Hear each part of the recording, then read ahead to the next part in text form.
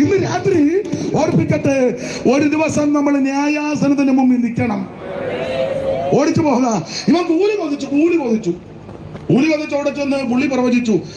പ്രാഗിക്കൊല്ലാൻ ആ കാശ് കൊടുത്ത് ഭരിച്ച. പക്ഷെ പുള്ളി പ്രാഗിയിട്ട് ഒക്കുന്നില്ല. വരുന്നതല്ല അനുഗ്രഹം.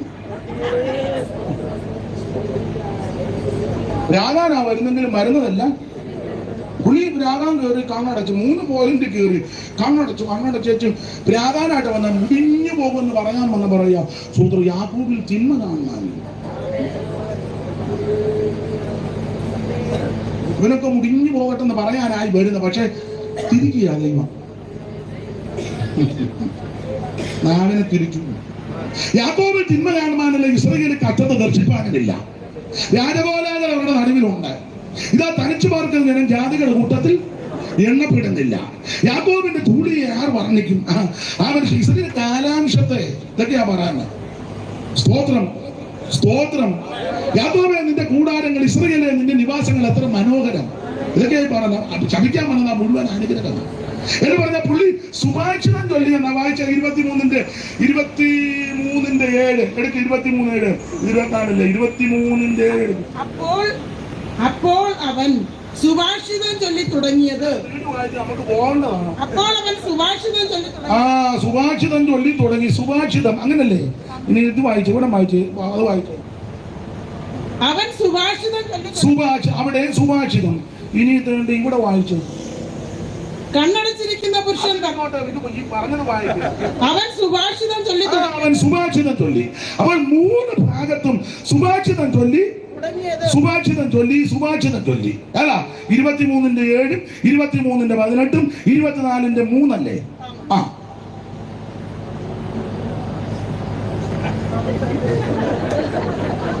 ഈ 3 ഭാഗത്തും സുഭാഷിതം ചൊല്ലി.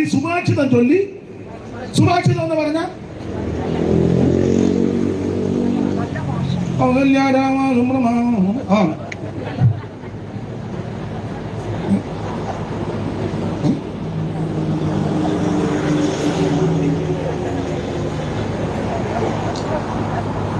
ചെല്ലിങ്ങനെ നോക്കുന്ന തല്ലെതിലേ വരുന്ന ഞാൻ തന്നെ കൊള്ളുകയല്ല, എല്ലാവർക്കും വീതിച്ചു.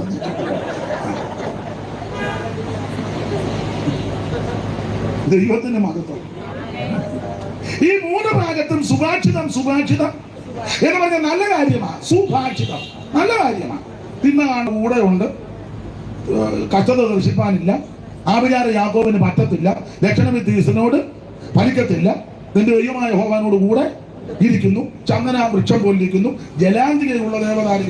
നല്ല കാര്യം. സുഭാഷിതം നല്ല കാര്യമെല്ലാം പറഞ്ഞു പോയപ്പം ഈ കാശ് കൊടുത്ത ആരാക്ക് പറഞ്ഞു, അച്ചായനെ വിളിപ്പിച്ചത് ഇവനെ എല്ലാം രാഗി കൊന്നാണ്.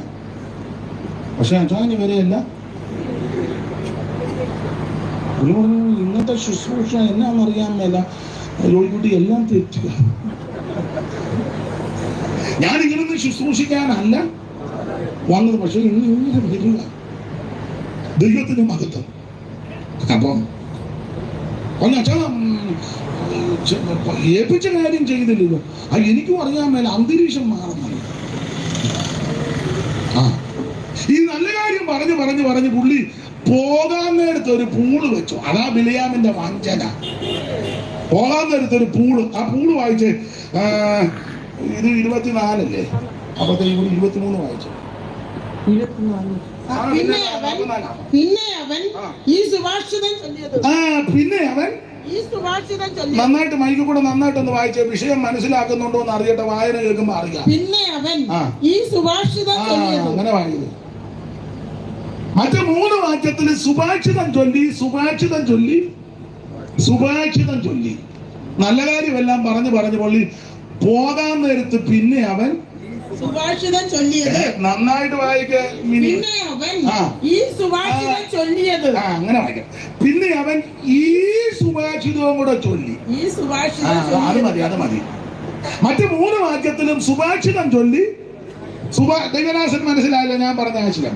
3 വാക്യത്തിൽ സുഭാഷിതം ബാബുച്ചാനെ പിടികിട്ടിയല്ലോ.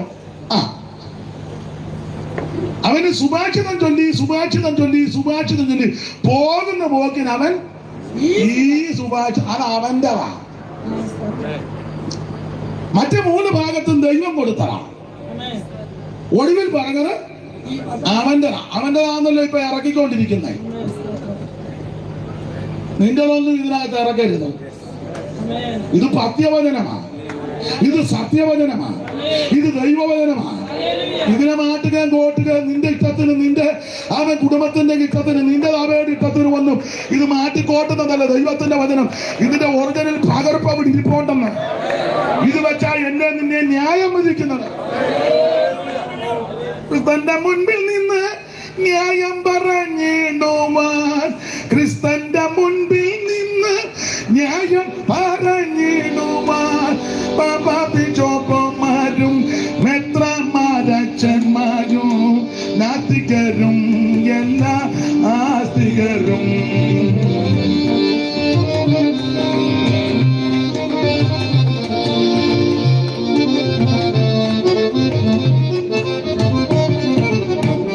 ന്യായം വിധിച്ചു തള്ളു മഹാദൈവം. ദുഷ്ടനെ വിധി ചൊല്ലി പുറത്തള്ളു. തേജസ്സിൻ സിംഹാസനം ന്യായമായി വിധി ചൊല്ലി പോകുതി ഞാൻ നിങ്ങളെ അറിയുന്നില്ല. തേജസ്സിൻ സിംഹാസനം ന്യായമായി വിധി ചൊല്ലി പോകുതി ഞാൻ നിങ്ങളെ അറിയുന്നില്ല. യവനായ കൂട്ടങ്ങളും കത്തോലിക്കരുമെല്ലാം സകല എണ്ണം ചെല്ലുമെന്ന്. യവനായ കൂട്ടങ്ങളും കത്തോലിക്കരുമെല്ലാം യാക്കോബ്യർ മർത്തോമ്യരും മർത്തോമ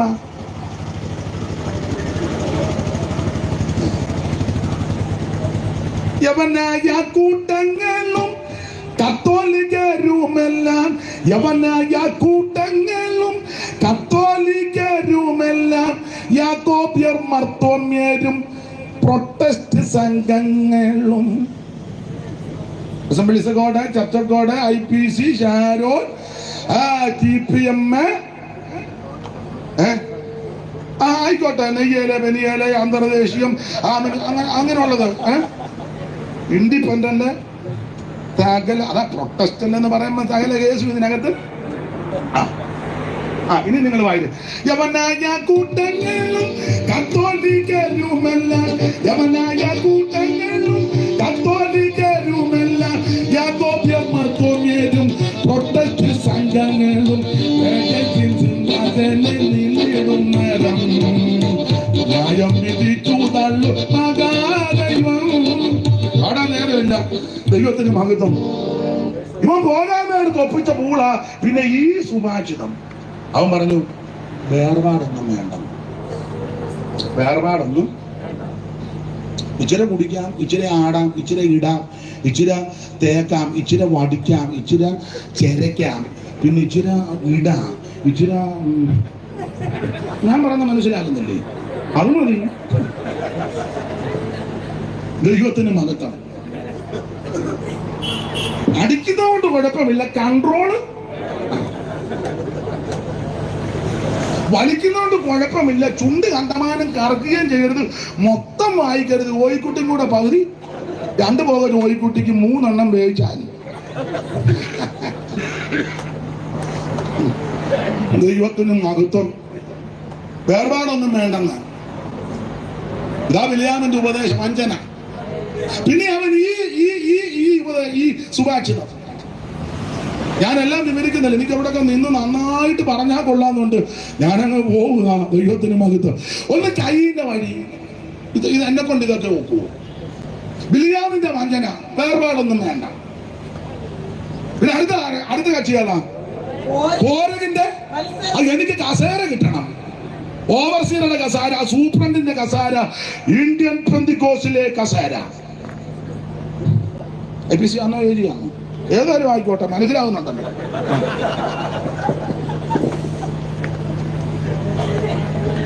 നിങ്ങൾ രണ്ടുപേരാ പറയുന്നത്.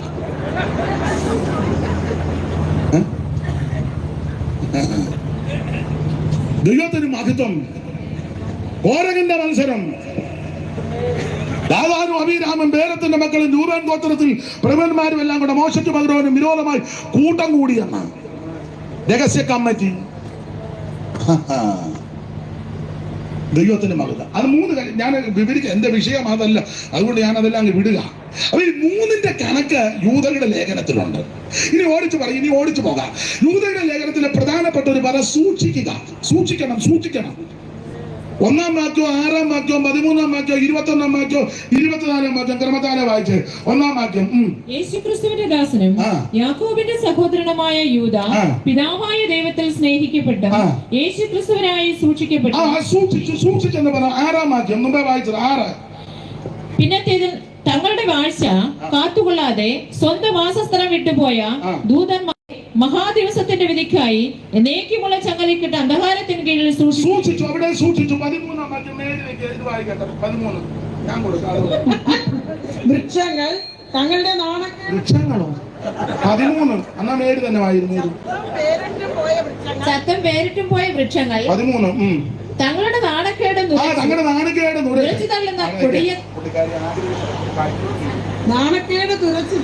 തുറച്ചു തള്ളുന്ന കൊടിയ കടൽ തിരകൾ സദാകാലത്തേക്ക് മന്ദതമസ് സൂക്ഷിച്ചു വെച്ചിരിക്കുന്ന അവിടെ സൂക്ഷിച്ചെന്ന 21-ാം വാക്യം വായിച്ച. 21 നിത്യജീവനായിട്ട് നമ്മുടെ കർത്താവായ യേശുക്രിസ്തുവിന്റെ കരുണയ്ക്കായി കാത്തിരുന്നും കൊണ്ട് ദൈവസ്നേഹത്തിൽ നിങ്ങളെ തന്നെ സൂക്ഷിച്ചു. അവിടെ സൂക്ഷിച്ചെന്ന 24 വീഴാതെ വണ്ണം നിങ്ങളെ സൂക്ഷിച്ചു. അപ്പൊ ഈ വാക്യത്തിൽ സൂക്ഷിച്ചെന്ന പദമാണ്. 1-ാം വാക്യം 6-ാം വാക്യം 13-ാം വാക്യം 21-ാം വാക്യം 24-ാം വാക്യം. ഇവിടെ എല്ലാം സൂക്ഷിക്കണം. അതൊന്നും ഞാനിപ്പോ പറയുന്നില്ല. നന്നായിട്ട് സൂക്ഷിച്ചോണം. സഭയ്ക്കകത്ത് വരുന്നത് ആരാന്ന് സൂക്ഷിച്ചോണം. അടുത്തിരിക്കുന്നവൻ ആരാന്ന് സൂക്ഷിച്ചോണം. പഴമക്കാര് പറയുന്നത് കടമെടുത്ത് പറയുക, വെളുത്തതെല്ലാം പാലെല്ലാം മിന്നുന്നതെല്ലാം മീശ പിടിച്ചു വരുന്നതെല്ലാം ഉപദേശിയല്ല, കമ്മലുമാല ഊരി വരുന്നതെല്ലാം ബെന്തിക്കോസ് അല്ല. അല്ല, തള്ളയ്ക്കുമില്ലായിരുന്നു.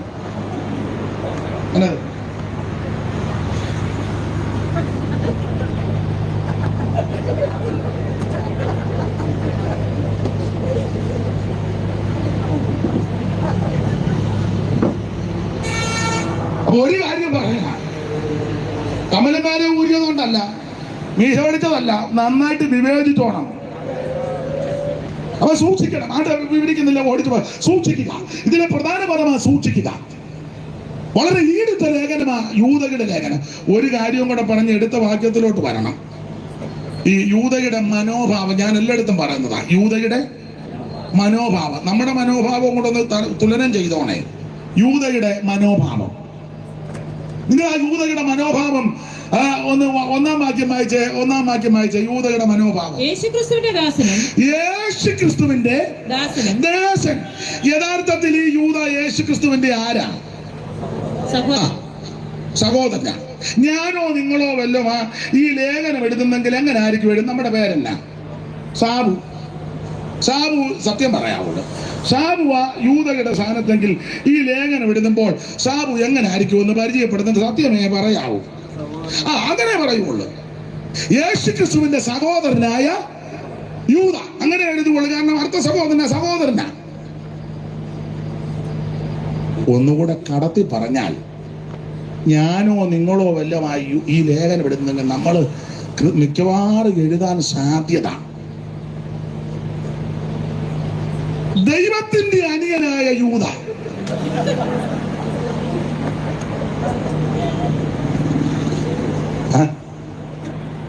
യേശുക്രിസ്തു ആരാ? ദൈവം. പൗലോസ് കൊടുത്തിരിക്കുന്ന പദം മഹാദൈവവും നമ്മുടെ രക്ഷിതാവുമാകുന്ന യേശുക്രിസ്തു. തീത്തോസ് 2:11. പെട്ടെന്ന് വായിച്ചോ. അറിവുള്ള വാക്യമെങ്കിലും വായിച്ചോ. വായിക്കുന്നത് നല്ലതല്ലേ? തീത്തോസിനെ കാണാനിട്ടെന്ന് വാക്യമുണ്ട്. സകല മനുഷ്യർക്കും രക്ഷാകരമായ ദൈവകൃപ ഉദിച്ചുവല്ലോ. നാം ഭാഗ്യകരമായ പ്രത്യാശയ്ക്കായിട്ടും മഹാദൈവവും നമ്മുടെ രക്ഷിതാവുമായ ഇന്ന് രാത്രി എന്നെ കേൾക്കുന്ന പ്രിയരെ, യേശുക്രിസ്തു മഹാദൈവമാ. യേശുക്രിസ്തു സത്യദൈവമാ. യേശുക്രിസ്തു നിത്യദൈവമാ. യേശുക്രിസ്തു മാത്രമാ ദൈവം. ഒരുത്തനും രക്ഷയില്ല. രക്ഷിക്കപ്പെടുവാൻ ആകാശത്തിന് കീഴിൽ മനുഷ്യരുടെ ഇടയിൽ നൽകപ്പെട്ട ഒരേ ഒരു നാമം, അവൻ സത്യദൈവമായ, നിത്യദൈവമായ, ഏകദൈവമായ, സാക്ഷാൽ ദൈവമായ, ജീവനുള്ള ദൈവമാകുന്ന യേശുക്രിസ്തുവിന്റെ പരിശുദ്ധ നാമം. ആത്മാക്കൾ ദൈവം എന്നു നിരൂപിക്കേണ്ടോ, ആത്മാക്കൾ ദൈവം എന്നു നിരൂപിക്കേണ്ടാരും 100 ദൈവങ്ങൾ സത്യദൈവമൊന്നേയുള്ളൂ. 100 ദൈവങ്ങൾ സത്യദൈവമൊന്നേയുള്ളൂ.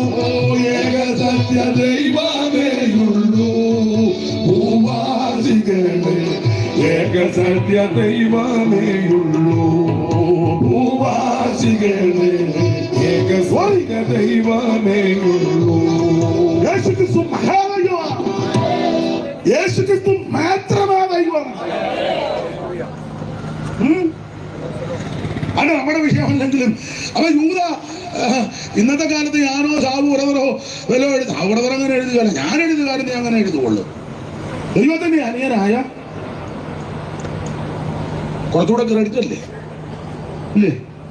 പിന്നെ ബന്ധം പിടിക്കാൻ നമ്മളെ പോലെ മിടുക്കര്. അയ്യോ, നമ്മൾ ബന്ധം പറയാൻ കേൾക്കണം. അതാരാ? നിങ്ങളുടെ ഒരു അപ്പുറം താമസിക്കുന്ന ഒരു വലിയ വീടും ചൊല്ലും എൻ്റെ കസിൻ, ഞങ്ങൾ കസിൻസ്.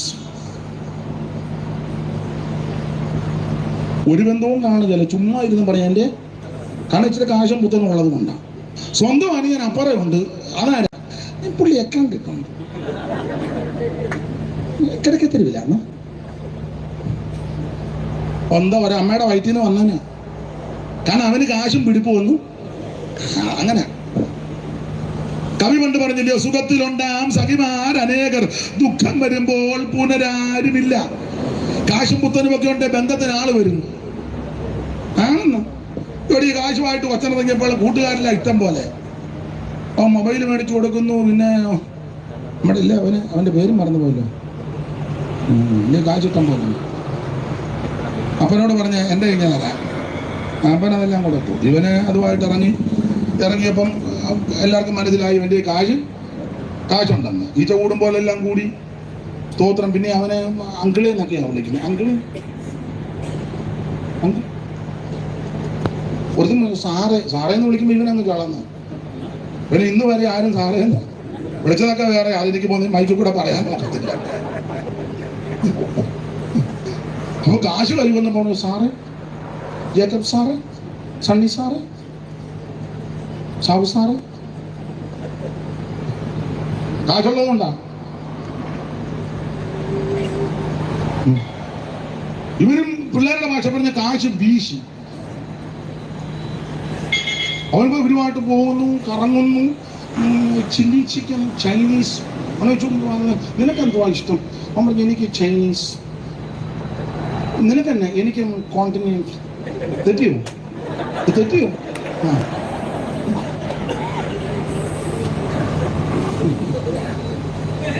ബ്രദറിന് എനിക്ക് നോർത്ത് ഇന്ത്യൻ. വീശുക, കാശ് എത്തിക്കല്ലേ. മൊബൈലും ഒക്കെ ഭയങ്കര ഗെയിമാണ്. കുറച്ചു കഴിഞ്ഞപ്പോ കയ്യിലിരുന്ന കാശല്ല, കാശ് തീർന്നപ്പം കൂട്ടുകാരാരുമില്ല. പഴയ ഫ്രണ്ടിന് ജോയിക്കുട്ടിയെ വിളിച്ചപ്പോ പരിധിക്ക് പുറത്ത്. Thankachan switch off. ബേബി ഇപ്പോൾ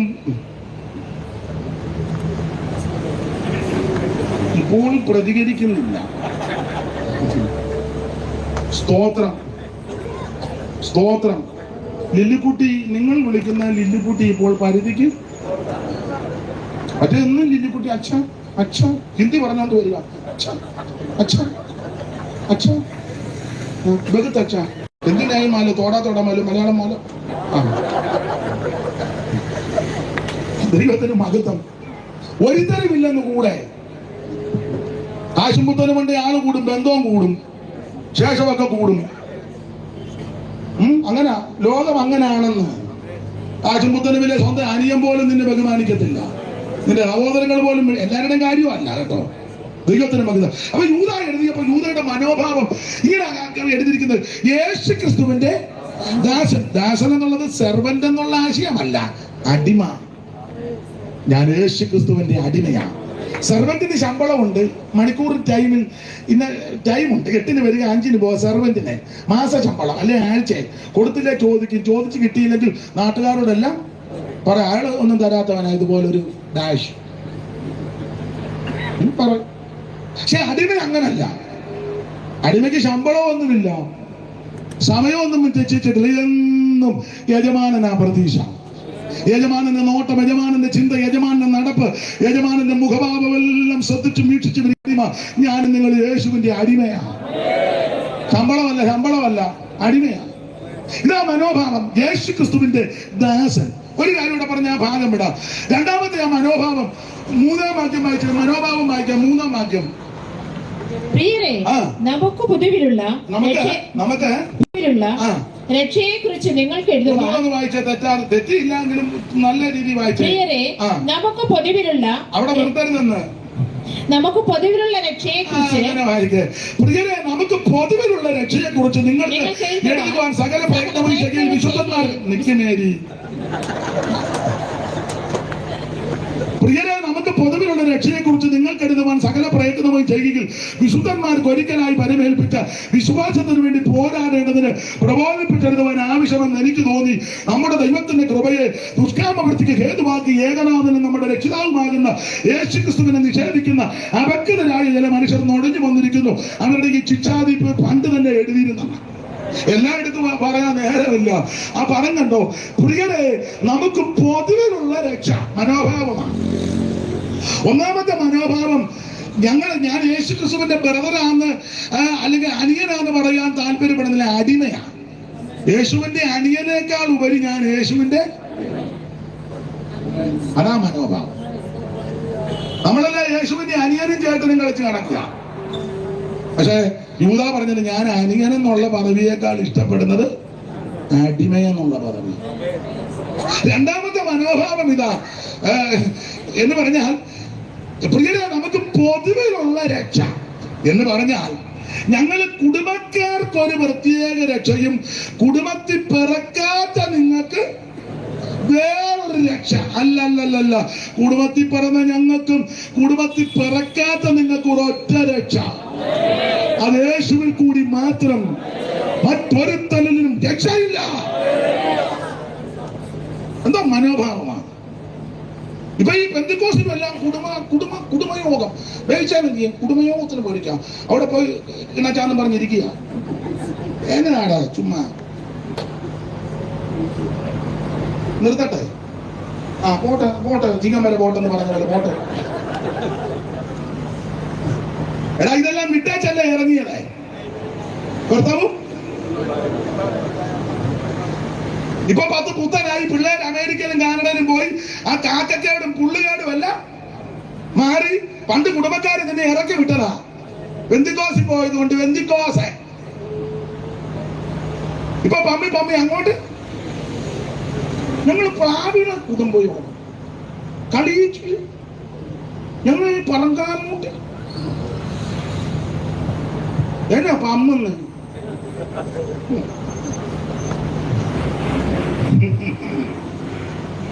ഹലോ, പുകടാനുണ്ട് കാൽവരി ക്രൂശിലാണ്. അല്ല, ഇതിനിടയ്ക്ക് ഈ കുടുംബ മഹിമ പറയാൻ ആൾക്കാരുണ്ട് ബന്ധുക്കോസിലും. കൊണ്ട അമ്മ ഞങ്ങൾ കുടുംബമാണ്. അവരോ മറ്റേ മറുഭാഷ പറയുന്ന നീ ആണോ പറയുന്നത് മറ്റേതെന്ന്?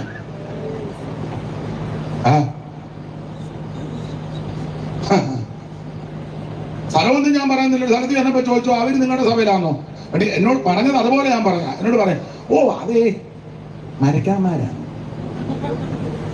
നിങ്ങൾ ചിരിക്കാൻ പറഞ്ഞതല്ല. അവസാനം വെള്ളം പൊങ്ങി കള്ളിത്തള്ള വെള്ളത്തിൽ മുങ്ങി ചാരാറായപ്പം ഇവരാരെ ആക്ഷേപിച്ചോ ആ മാന്യ സഹോദരങ്ങളാ വള്ളവുമായിട്ട് വന്ന് ഈ പൊന്നിത്തള്ളെ പൊക്കി. ഞാൻ പറഞ്ഞ മനസ്സിലായില്ലേ? കുടുംബക്കാരെല്ലാരും എന്തിയെ? ഞങ്ങൾ അരിസ്റ്റോക്രാറ്റ് ഫാമിലിയാണ്. ഒരു ഇംഗ്ലീഷ് നിൽക്കട്ടെ, തെറ്റിയോ?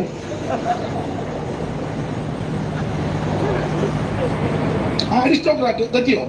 അതിന് പിന്നെ അമ്മാമ്മ റിപ്പീറ്റ് ചെയ്തത്.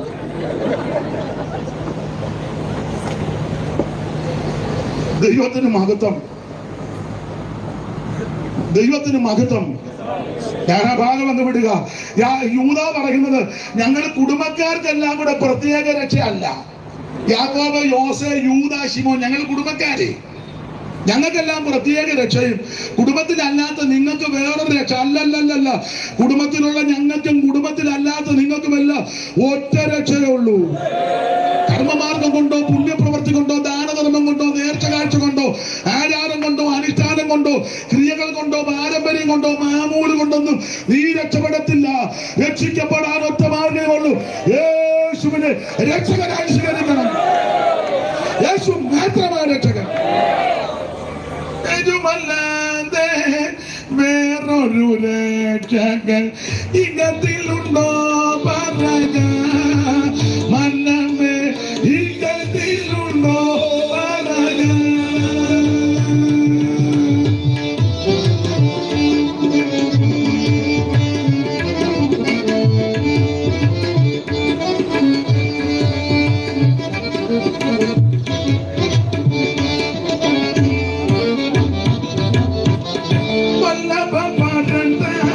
പരിശുദ്ധ പരന്താൻ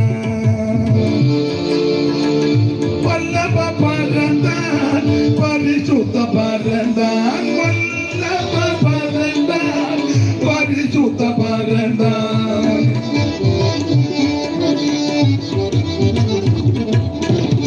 വല്ലഭ പരന്താൻ പരിശുദ്ധ പരന്താൻ മകത്വ പരന്താൻ മന്നമേ മകത്വ പരന്താൻ.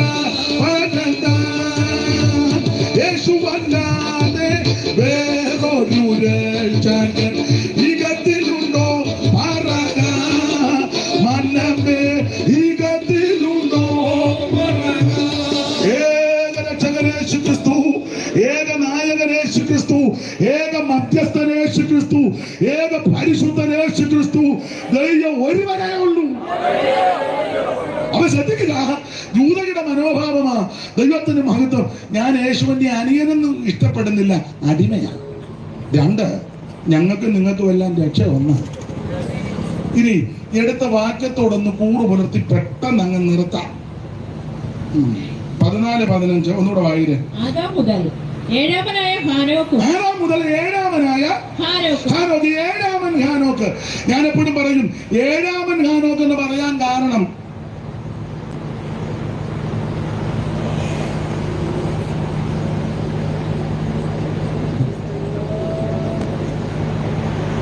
എന്തിനാ അപ്പോ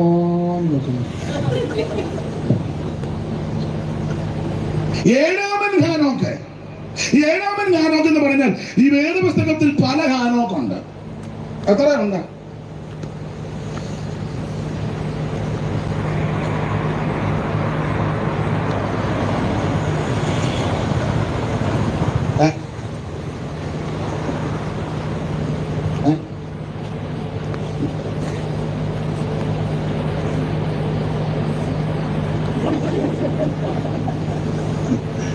ഈ വേദപുസ്തകത്തിൽ പല ഹാനോക്കുണ്ട്. ഈ യൂദായുടെ ലേഖനം 14-ാമത്തെ വാക്യത്തിൽ ഏഴാമൻ ഹാനോക്ക്. ഏഴാമൻ ഹാനോക്ക് എന്ന് പറഞ്ഞാൽ ആദാം മുതൽ ഇങ്ങോട്ട് എണ്ണിയാൽ ആദാം, ശേത്ത്, ഏനോശ്, കേനാൻ, മഹലേൽ, യാരദ, ഹാനോക്ക്. അതാ ഏഴാമൻ ഹാനോക്ക്. എന്നാൽ ഒരു മൂന്നാമൻ ഹാനോക്കുണ്ട്. വായിച്ച ഉൽപ്പത്തി 4:16 മുതൽ വായിര്. ഉൽപ്പത്തി 4:16. അങ്ങനെ കയ്യിൽ അവിടെ നിന്ന് പുറപ്പെട്ട് ഏതിന് കിടക്കി നോടുകാശത്തിൽ പാർത്തു. കയ്യിൽ തന്റെ ഭാര്യയുമായിട്ട് ജീവിതം ആരംഭിച്ചു. അതൊക്കെ ഞാൻ പറഞ്ഞതാ. ഞാൻ നിർത്തിയിട്ട് നല്ല വായിക്കും.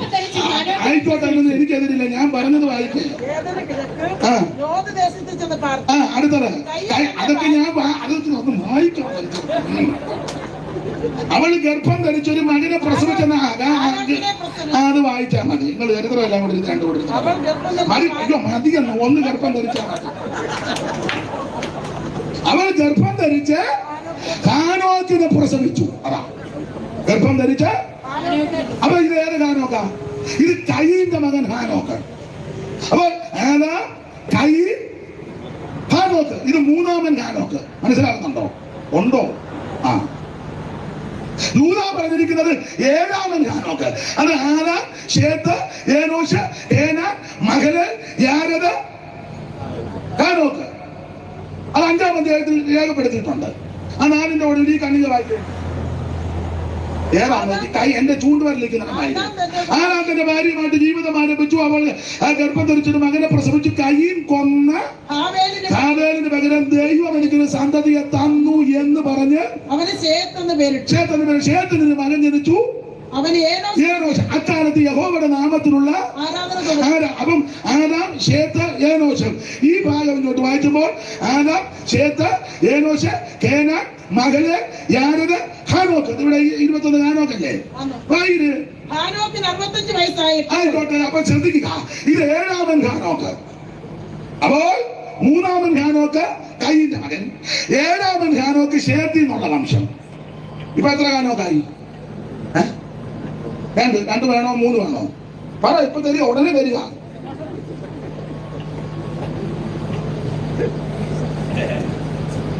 ഇനി വേറൊരു ഹാനോക്കുണ്ട്. ഈ ഹാനോക്ക് രൂബേൻ ഒരു മകനുണ്ട്. അവന്റെ പേര് ഹാനോക്ക് എന്നാ. അബ്രഹാമിന്റെ മകനാകുന്ന, ഇസ്ഹാക്കിന്റെ മകനാകുന്ന, യാക്കോബിന്റെ 12 പിള്ളേരിൽ മൂത്തവനാകുന്ന രൂബേന്റെ മൂത്ത മകൻ ഹാനോക്ക്. വായിച്ചേ, ദിനവൃത്താന്തങ്ങളുടെ 1-ാം പുസ്തകം എടുക്കും. പെട്ടെന്ന് നമുക്ക് പോകണം. 5-ാം അധ്യായം 1 മുതൽ വായിച്ചേ. പെട്ടെന്ന് വായിക്കുന്നു. ദിനവൃത്താന്തങ്ങളുടെ 1-ാം പുസ്തകം 5-ാം അധ്യായത്തിന് 1 മുതൽ വായിക്കും. ഇസ്രായേലിന്റെ ആദ്യജാതൻ രൂബേന്റെ പുത്രന്മാർ. അവനല്ലയോ ആദ്യജാതൻ. എങ്കിലും അവൻ തന്റെ പിതാവിന്റെ കിടക്കി അശുദ്ധമാക്കിയത് കൊണ്ട് അവന്റെ ജ്യേഷ്ഠാവകാശം എടുത്ത് യോസേഫിന്റെ മക്കൾക്ക് കൊടുത്തു. ഇനി അതിന്റെ 3-ാം വാക്യം വായിച്ചേ. ഇസ്രായേലിന്റെ ആദ്യജാതനായ രൂബേന്റെ പുത്രന്മാർ ഹാനോക്ക്. അപ്പൊ എത്രയായി? 3 അല്ലേ നമ്മുടെ പേര് പറഞ്ഞേ? ഒന്നുകൂടെ തരാം. 3 വായിട്ടിരിക്കാതെ 4 വായിക്കും. ഇനി ഒരു ഹാനോക്കിലൂടെ തരാം. 4. അബ്രഹാമിന്റെ ആ സന്തതിയെ പറ്റി പഠിക്കുമ്പോൾ ഹാഗറിൽ കൂടി തലമുറ കേട്ട ഇസ്മായേൽ, സാറായിൽ കൂടി ജനിച്ചത് ഇസഹാക്ക്. അബ്രഹാമിന് വേറൊരു ഭാര്യ എന്ന പുസ്തകത്തിൽ വായിക്കും കെതൂറായിക്ക് 5-6 പിള്ളേരുള്ളത്. 4-ാമത്തവൻ മിദ്യാന്റെ 4-5 പിള്ളേരിൽ 3-ാമത്തവൻ ഹാനോക്ക്. വായില് ഉൽപ്പത്തി 25-ാം അധ്യായത്തിന്റെ 1 മുതൽ വായിച്ചേ. പെട്ടെന്ന് സമയം പോകുന്നു. അബ്രഹാമിന്റെ വേറൊരു ഭാര്യയാണ് കെതൂറ.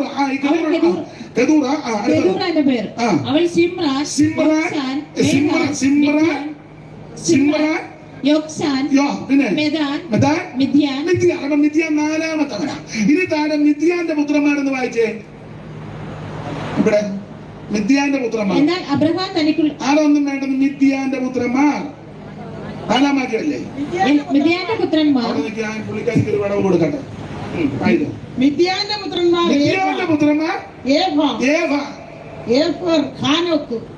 നന്നായിട്ട് വായിച്ചേ. നന്നായിട്ട് വായിച്ചേ. മിദ്യാന്റെ ഒരുത്തനെ എന്തിനാ കളഞ്ഞു? മിദ്യാന്റെ പുത്രന്മാർ ഒന്നുകൂടെ വായിച്ചേ. തെറ്റിയിട്ടില്ലെന്ന് വായിക്കാൻ.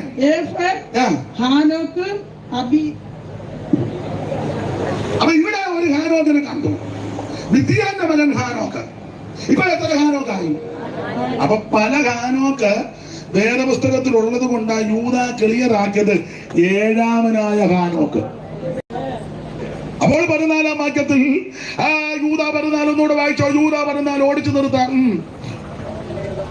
ആദാം മുതൽ ഏഴാമനായ ഹാനോക്കും ഇവരെ കുറിച്ച് ഇതാ കർത്താവ് എല്ലാവരെയും വിധിപ്പാനും അവർ അപകൃതിയോടെ ചെയ്ത ഭക്തിവിരുദ്ധമായ സകല പ്രവർത്തികൾ നിമിത്തം ഭക്തികെട്ട പാപികൾ തന്നെ നേരെ പറഞ്ഞ സകല നിട്ടൂരങ്ങൾ നിമിത്തം ഭക്തികെട്ടവരെയൊക്കെ ബോധം വരുത്തുവാൻ 1000 വിശുദ്ധന്മാരോടുകൂടെ വന്നിരിക്കുന്നെന്ന് പ്രവചിച്ചു എന്ന് പറഞ്ഞാൽ ഹാനോക്ക് പ്രവചിച്ചെന്ന് യൂദ രേഖപ്പെടുത്തി. എന്തുവാ ഹാനോക്ക് പ്രവചിച്ചത്? ഈ ഭാഗമൊക്കെ നിന്ന് വേറെ വാക്യങ്ങളും ചേർത്ത് ഓർത്തിണക്കി തത്തുല്യമായ പാട്ടുമൊക്കെ പാടി അതെന്റെ ശൈലിയിലാ പറയുക പതിവ്. ഇന്ന് സമയം അതിക്രമിച്ചത് കൊണ്ട് പെട്ടെന്ന് ആ കാര്യം മാത്രം പറഞ്ഞ് അങ്ങ് നിർത്തുക. അതിലെ നിങ്ങൾ പറയും വായിച്ചെന്നേ ഉള്ളു, പുള്ളിയൊന്നും പറഞ്ഞില്ല. അതിന്റെ സംഭവം ഹാനോക്ക് പ്രവചിച്ചു. ഹാനോക്ക് പ്രവചിച്ചത് പ്രധാനമായിട്ട് 2 കാര്യമാണ് പ്രവചിച്ചത്. ഒന്ന്, ഒരു വെള്ളപ്പൊക്കം വരാൻ പോകുന്നു. അതാ ഒന്ന് പ്രവചിച്ചത്, വെള്ളപ്പൊക്കം. എന്ന് പറഞ്ഞാൽ ഹാനോക്കിന്റെ ആ കൊച്ചുമകന്റെ മകന്റെ കാലത്ത് വരാൻ പോകുന്ന വെള്ളപ്പൊക്കം ഹാനോക്ക് ആത്മാവിൽ കണ്ടു. ഹാനോക്കിന് മകൻ ജനിച്ചു. വായിച്ചേ അല്ലല്ല, ഉൽപ്പത്തി പുസ്തകം 5-ാം അധ്യായത്തിലല്ലയോ? എന്ന് വായിച്ച് സമയം പോകുന്നു. ആദാമിന്റെ വംശപാരമ്പര്യമാവിത്. അതൊന്നും വായിക്കണ്ടെന്ന്. ഹാനോക്കിനെ പറ്റി 25 അങ്ങോട്ട് വായിക്കി കൊടുക്കും. ഇനി ഹാനോക്കിന് 65 വയസ്സായപ്പോൾ അവൻ മെഥൂശേലയെ ജനിപ്പിച്ചു. അവിടെ നിൽക്കട്ടെ. അവൻ മെഥൂശാലേഖനെ ജനിപ്പിച്ചു. മെഥൂശാലേഖ് എന്ന വാക്കിന്റെ ഒരർത്ഥം ഇവന്റെ കാലത്തിന് ശേഷം അത് സംഭവിക്കും. വേറെ പഠിതാക്കൾ അങ്ങനെയോ ഭാവിച്ച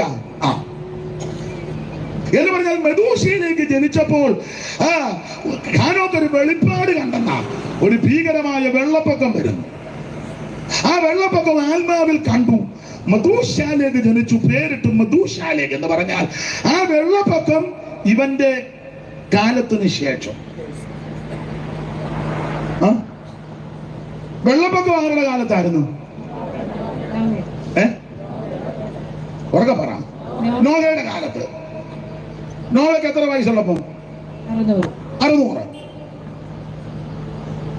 മെഥൂശാലേക്ക് എത്ര കൊല്ലം ജീവിച്ചിരുന്നു? 969. ഹാനോക്കിന്റെ എത്രാമത്തെ വയസ്സിലാണ് മെഥൂശാലേക്ക് ജനിക്കുന്നത്?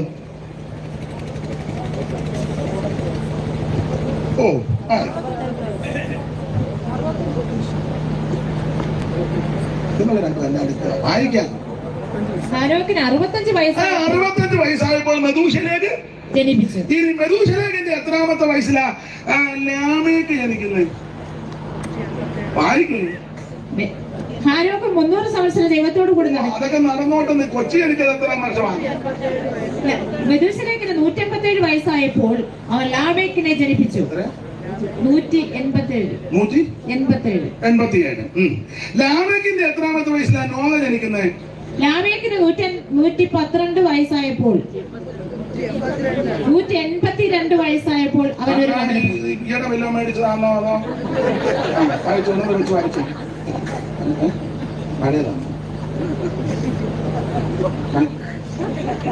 ലാമേക്കിന് 112 വയസ്സായപ്പോൾ അവനൊരു മകനെ ജനിപ്പിച്ചു. 152 വയസ്സായപ്പോൾ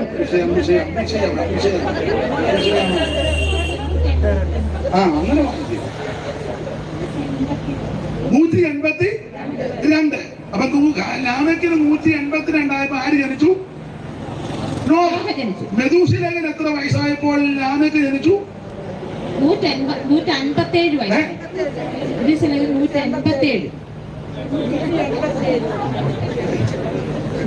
മെഥൂശാലേഖന് 187 വയസ്സായപ്പോൾ ലാമേക്ക് ജനിച്ചു.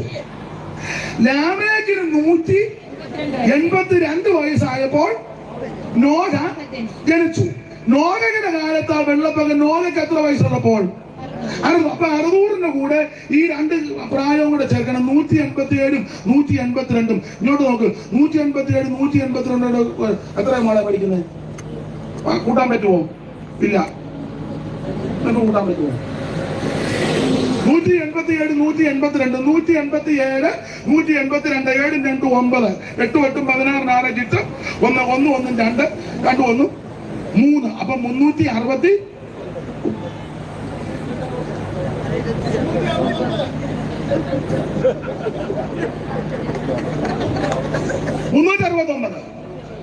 നൂറ്റി 187 182 7 2 9 8 8 16 4 ചിട്ട 1 2 1 3 369 കണക്ക് കിട്ടി.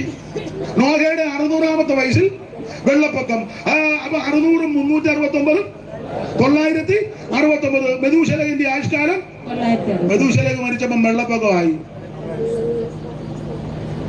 സ്തോത്രം. മെഥൂശാലേഖ് മരിച്ചു, വെള്ളപ്പൊക്കം. ഇത് ആത്മാവിൽ ഹാനോക്ക് കണ്ടു. ദൈവമ അന്തം നിന്നും കാണാൻ ഇങ്ങനെയുള്ള കാര്യങ്ങൾ കാണണം.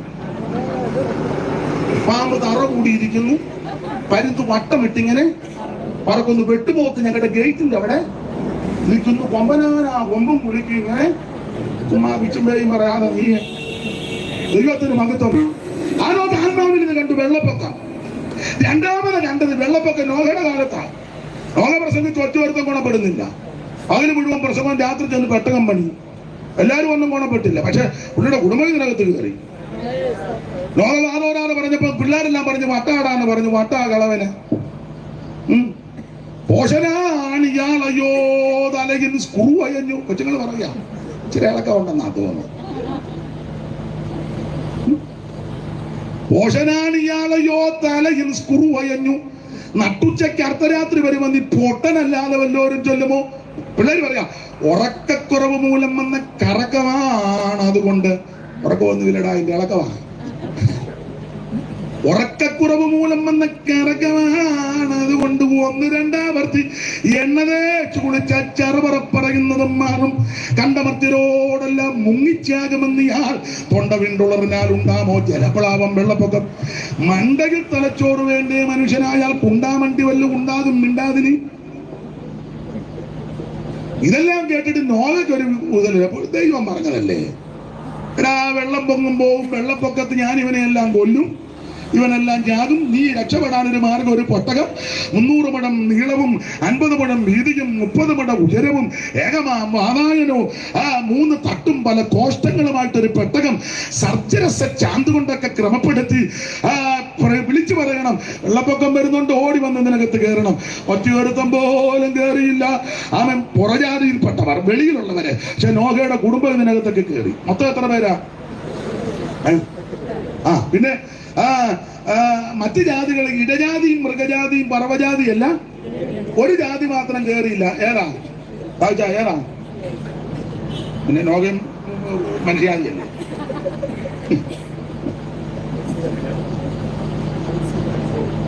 ജലജാതി വെള്ളത്തിലുള്ളതിന് ഇങ്ങോട്ട് കയറി വെള്ളം പൊങ്ങാൻ പോകല്ലേ. ജലജാതി മാത്രം അകത്ത് കയറിയില്ല. ബാക്കി മുഴുവൻ ജാതി മനുഷ്യജാതി 8 എണ്ണം. പിന്നെ മൃഗജാതി ഇഴജാതി മുഴുവൻ അതിനകത്ത് കയറി. പെട്ടകത്തിന്റെ വാതിൽ തുറന്നു കിടക്കുക. സാറ് കൊടുത്തിരിക്കുന്ന പ്രയോഗം ഇങ്ങനെ. ഏതായാലും സമയം പോയി അതുകൂടെ ചൊല്ലാം. നോഹിന്റെ തനകരാം യാപത്തും ഷേമും ഹാമും 3 പേര്. നോഹിന്റെ തനകരാപത്തും ഷേമും ഹാമും മോഹന ഗാത്രികളാം അവർ തൻ ഭാര്യമാരും നോഹും നോഹിന്റെ പക്കനിയും. വീടിന് കാവൽ നിൽക്കും കുക്കുരം പട്ടിയാടി പെട്ടകത്ത് കയറി. പാപ്പച്ചൻ ഇതുവരെ കയറിയിട്ടില്ല. പാപ്പച്ചൻ ഇപ്പോഴും ആളകത്തൂടെ നടക്കുക. ഞങ്ങള് പഴയ കുട്ടുമ്പോ പാപ്പാ വെള്ളം പൊങ്ങാൻ പോവുക. പാപ്പച്ചാമിന്റെ പട്ടി പെട്ടകത്ത് കയറി. നീ ഇപ്പോഴും കുടുംബ മഹിമേ പാരമ്പര്യമൊക്കെ പറഞ്ഞ് ഇങ്ങനെ പമ്മി കിടക്കുക. പാപ്പാ നീ വെള്ളം കുടിച്ച് തൊലയുവേ. ഇത് കൂടുതൽ അങ്ങനെ ഇത്രയും പറഞ്ഞാ പോരെ? ഇനിയും പറയണോ? പറയണേ പറയാം.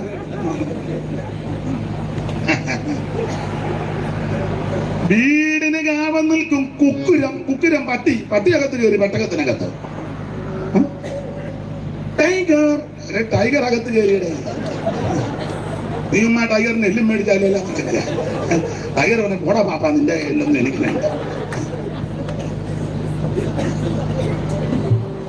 വീടിന് കാവൽ നിൽക്കും കുക്കുരം മാർജരങ്ങൾ. മാർജരം പൂജ ഇല്ലേ? ഓടി അവിടെ നിൽക്കണേ. ഇടയ്ക്കിടയ്ക്ക് ആൻസർ തരണം.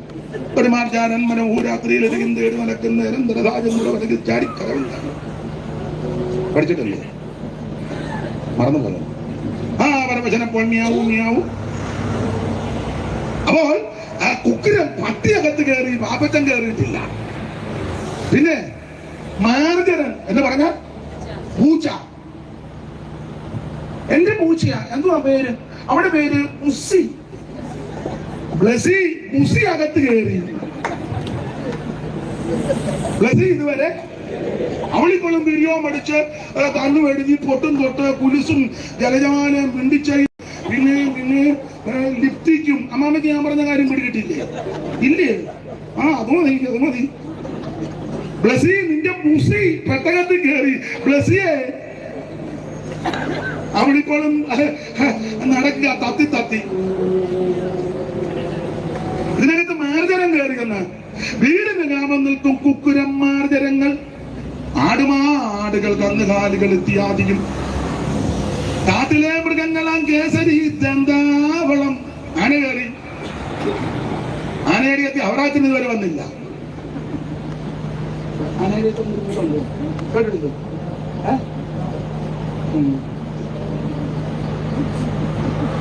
ഉണ്ടെന്ന് വീടിന് കാവൽ നിൽക്കും കുക്കുരന്മാർ, ജനങ്ങൾ, ആടുമാടുകൾ, കന്നുകാലികൾ എത്തിയാറിയും കാട്ടിലെ മൃഗങ്ങളാം കേസരി ദന്താവളം, കാട്ടുപോത്തുക്കൾ, കരിമ്പുലിക്കോലവും, ശാർദൂലശീലമാം പുള്ളിപ്പുലിജാലവും, അത്യവർത്തി രൂപികൾ തുള്ളിയോടിടും പുള്ളിമാനോടും മുള്ളംപന്നി ഇതിനകത്ത് കയറി പറയുന്നില്ല ഞാൻ. തുള്ളിയോടിടും പുള്ളിമാനോടും മുള്ളംപന്നി, പള്ളിമേ കമ്പക്കളി നടത്തും കരിമന്തി ഇതിനകത്ത് കയറി. അറിയാച്ചൻ കയറിയിട്ടില്ല. അറിയാച്ച നിന്നേക്കാളും കറുത്ത കരിമന്തി അകത്ത് കയറി. നീ ഇപ്പോഴും നിൽക്കുക. പിന്നെ ഒത്തിരി ഉണ്ട്. തത്തകൾ, പലതരം ഞാറകൾ, കുളക്കോടി, നത്തൊടുവന്മാൻ, മരംകൊത്തിയും, വേഴാമ്പലും ഇത്യാദി പക്ഷികളും ഇതര ജീവിവർഗവും ഒക്കെയും ബോധം പെട്ടകം. അതെ, ഈ ഹാനോക്ക് വെള്ളപ്പൊക്കം ആത്മാവിൽ കണ്ടു. അതാ ഹാനോക്ക് പ്രവചിച്ചത്. ഒരു ഭീകരമായ വെള്ളപ്പൊക്കം വരാൻ പോകുന്നു. 2,000 വിശുദ്ധന്മാരുമായി യേശു വരുന്നത് ഹാനോക്ക് ആത്മാവിൽ കണ്ടു. ഹാനോക്ക് ഇത് കണ്ടേച്ച് പ്രവചനം നടത്തി. വെള്ളപ്പൊക്കം വരാൻ പോവുക. മാത്രമല്ല 1,000 വിശുദ്ധന്മാരുമായി കർത്താവ് വരുന്നു. ഇങ്ങനെ പറഞ്ഞെങ്കിൽ നിർത്താതെ ഒക്കുള്ളൂ. യേശു ക്രിസ്തുവിന്റെ 1ാമത്തെ വരവിനെ പറ്റി പോലും അക്കാലത്ത് ആരും അറിയാതെയും കേൾക്കാതെ പറയാതെ ഇരുന്നപ്പോൾ ഹാനോക്ക് യേശു ക്രിസ്തുവിന്റെ 2ാം വരവിന്റെ 2ാം ഘട്ടമാണ് ആത്മാവിൽ കണ്ടത്. വചനം പഠിക്കുന്നവർക്ക് മനസ്സിലാവും. 1ാമത്തെ വരവിനെ പറ്റി പോലും ആരും അറിയാതെ കാണാതെ പ്രവചിക്കാതെ ഇരുന്നപ്പോൾ ഹാനോക്ക് യേശുവിന്റെ 2ാം വരവിന്റെ 2ാം ഘട്ടം. 1ാം വരവിൽ വിശുദ്ധന്മാരില്ലല്ലോ, പ്രധാന ദൂതനല്ലേ. 2ാം വരവിൽ ആ വിശുദ്ധന്മാരുമായിട്ട് വെളിപ്പാട് 19:11 ആ തിമോഥെയോസിന്റെ 1ാം ലേഖനം 1ാം അധ്യായത്തിന്റെ 9ഉം 10ഉം വെളിപ്പാട് 1:7 ആ തെസ്സലോനിക്ക ലേഖനം 1:3 13 ഒക്കെ ചേർത്ത് പഠിക്കുമ്പോൾ അവിടുത്തെ 2ാം വരവിന്റെ 2ാം ഘട്ടമാണ്. ഇത് ആത്മാവിൽ ഹാനോക്ക് കണ്ടു. ഇത് കണ്ടപ്പോ ഹാനോക്ക് ചെറുക്കന് പേരിട്ടു മെതൂശലേത്. ഇത് ആത്മാവിൽ കണ്ടു പ്രവചിച്ചു. അതാ ഹാനോക്കിന്റെ പ്രവചനം. ഒരു കാര്യം കൂടെ പറഞ്ഞ് ഇന്ന് പ്രസംഗം നടത്തുക. ഈ ഹാനോക്കിന്റെ സമകാലികനായിരുന്നു ലാമേക്ക്. ലാമേക്കിനെ പറ്റി വായിക്കുന്നത് അയാൾ 7ാമനാ. അത് കയ്യിന്റെ സന്തതിയാ. കയ്യിൽ ഹാനോക്ക്, ഈരാദ്, മധൂശയേൽ, ലാമേക്ക്. അത് ഗുണപ്പെടാത്തതാ. കയ്യും ദുഷ്ടനെന്നുള്ള യോഹന്നാൻ 3:12. 7ാമൻ ഹാനോക്ക് വിഷയത്തിൻ്റെതാ. ഗുണമുള്ളവനും ഗുണമില്ലാത്തവനും. അപ്പൊ ഈ ലാമേക്ക് അവനെ പറ്റി വായിക്കുന്നത് അവന് 2 ഭാര്യമാരെന്നാ. അങ്ങനല്ലേ എഴുതിയേക്കെ. ലാമയ്ക്ക് 2 ഭാര്യമാരെ എടുത്തെന്ന ആ 4ാം അധ്യായത്തിന്റെ 19 അല്ലേ, 4:19 ഉൽപ്പത്തി 4:19 ഇടത്ത് വശത്ത് മേളി വായില്. ലാമേക്ക് 2 ഭാര്യമാരെ എടുത്തു. ആയിക്കോട്ടെ, നിർത്ത്. അല്ല, അവിടെ നിനക്ക് എടുത്ത കാര്യം പറയാം. ലാമേക്ക് 2 ഭാര്യമാരെ എടുത്തു. പണ്ട് ഞാൻ പ്രസംഗിച്ചു വന്നപ്പോ ഒരു ഫ്രണ്ട് ഇരുന്ന ചെറുക്കൻ ചോദിക്കുന്നു, എടുത്തോ? 2 ഭാര്യമാരെ എടുത്തെന്ന് കേട്ടപ്പോ അവൻ ഓർത്ത് 2 പെണ്ണുങ്ങളെ കൂടെ. പിന്നെ അവന് ഞാൻ ക്ലിയർ ആക്കും, എടുത്തെന്ന് പറഞ്ഞ പെണ്ണുങ്ങളെ 2നെയും കൂടെ എടുത്തെന്നല്ല, അവൻ 2 കെട്ടിയെന്നോ. 2 ഭാര്യമാരെ വിവാഹം ചെയ്തു. ഒരുത്തിക്ക് ആദയെന്നും മറ്റവക്ക് സില്ല. ആദയും പ്രസവിച്ചു. ആദായുടെ മക്കള് യാബാലിനെ പ്രസവിച്ചു. അവൻ കൂടാരവാസികൾക്കും പശുപാലകന്മാർക്കും പിതാവ്. അവന്റെ ബ്രദർ യൂബാൽ. അവൻ കിന്നരവും വേണുവും പ്രയോഗിക്കുന്നവർക്ക് തലതോട്ടവനായിരുന്നു. സില്ല തൂവൽ കയ്യിനെ പ്രസവിച്ചു. അടുത്ത അവൻ ചെമ്പ് കൊണ്ട് ഇരുമ്പ് കൊണ്ടും എല്ലാം ആയുധം തീർക്കുന്നവന്. പിന്നെ ഇളയൊരു കൊച്ചുണ്ട് നയമ. അപ്പൊ എന്നിട്ട് ഈ പുള്ളി ഈ ഹാനോക്ക് ദൈവം അങ്ങ് എടുത്തില്ലേ? ദൈവം അങ്ങ് എടുത്തു. 365 ദൈവത്തോട് കൂടെ 300 കൊല്ലം. വലിയ കാര്യമാണ്. 300 കൊല്ലം ദൈവത്തോട് കൂടെ അങ്ങ് നടന്നു. ഒരു സുപ്രഭാതത്തിൽ കർത്താവ് ഇങ്ങോട്ട് വന്നേച്ച് പറയാ, ആരോക്കെ ഓ നീ ഇപ്പൊ എത്ര കൊല്ലമായി എന്റെ കൂടെ നടക്കാൻ തുടങ്ങിയിട്ട്? അപ്പൊ 300 കൊല്ലമായി. ആ ഒരു കാര്യം ചെയ്യും, ഇനി നടക്കണ്ട. അയ്യോ പിന്നെ എടുക്കുക. ദൈവം അവനെ ഇത് ഉൽപ്രേമണം പ്രാപിക്കുന്ന വിശുദ്ധന്മാർക്ക് നിഴലാ എടുത്തു. ഇനി മറുവശം, ഈ ഹാനോക്ക് മരണം കാണാതെ എടുക്കപ്പെട്ടു. അതിനാ കാരണം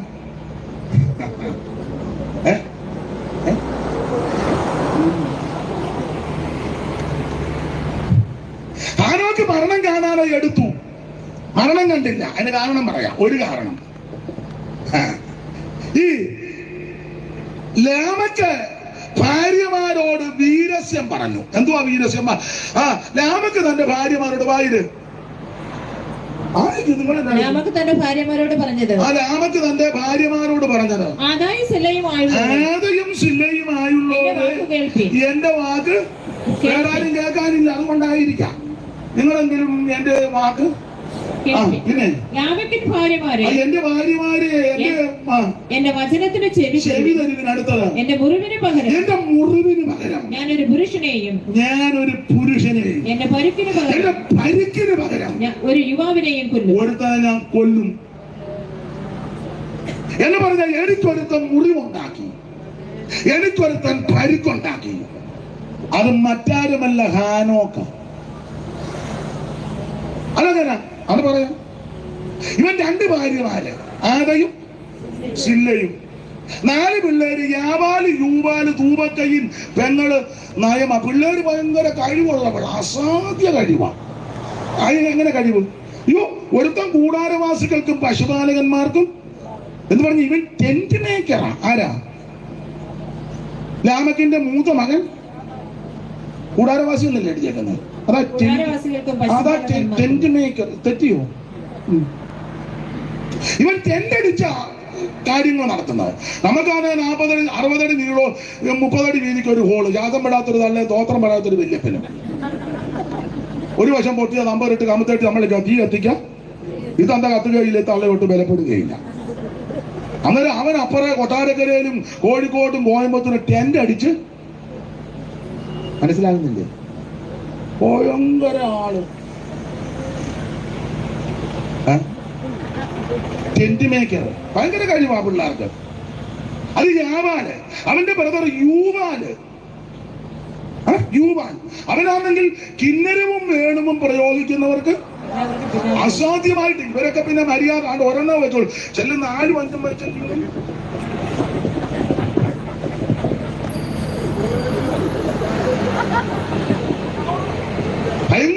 ഭയങ്കര കഴിവാ, അല്ല അംഗീകരിക്കണം.